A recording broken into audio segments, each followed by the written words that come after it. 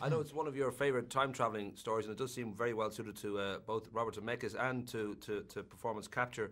Was there a sense here that once you kind of even set your mind on this was a joy, or obviously a lot of work, but I don't know whether it was a joy from beginning to end, knowing that this is exactly the kind of material you wanted to show off this particular type of filmmaking? Yeah, it was exactly the kind of material needed to show off the performance capture, digital cinema, 3D technique of filmmaking. And at every turn, it just became more spectacular and more fun to present these images. So it was really a joy. Of course, it's at times jaw-droppingly dark, literally at one point, and that's the way good ghost stories should be. And kids certainly have much more of a capacity to take on scary stories than a lot of parents realise. Right. But I don't know for you whether there was a debate about how far do we go to let them jump out of their seats here. Yeah, well, I think that the using the tools of suspense and tension are important dramatic tools. And my feeling is that young people should be exposed to these dramatic tools, and I think that to understand how tension works and suspense is important for young people to see in stories. And of course, you can't do a ghost story that isn't a little bit scary. I mean, it has to be. You could make a little extra money on the side, by the way, if you sold children's underwear in the lobby for afterwards. Just so there will be those moments. I'm sure you could make. Maybe that could be a great sideline. We could maybe pay for the movie that way.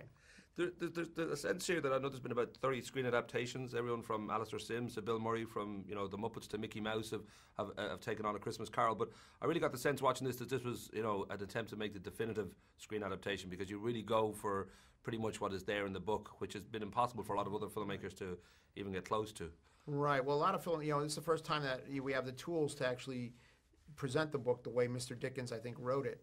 But yes, that's what I wanted to do, is say, okay, well, let's try to do the definitive version, at least for 2009. Here you are to one of the sort of most celebrated, most successful filmmakers in Hollywood, and Forrest Gump, Back to the Future, so many great, huge successes you've had. Is there a sense for you now that this performance capture is something that you're going to lock into for the next few years? I don't know if live action is still a possibility, because you've got Yellow Submarine coming up as amongst other possibilities.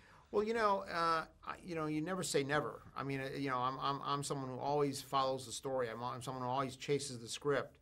So I do love working in this form, and I do think it's a magnificent tool we have now to present stories that we weren't able to actually do in the way that now we are given the ability to do. So I'm going to stick with it if the stories present themselves. But if a great screenplay comes along that shouldn't be done in this form, I certainly would go back and do it in the traditional 2D cinema. I've been told to wrap up very quickly. Jim Carrey, he gets to play about 8 roles really in the end when he does all the different ages of Scrooge, and that multiple personality thing. I don't know what that was kind of strange to be around. You might have felt like you were with Sybil half the time, that this guy would suddenly be a kid and then he's an old man and then he's.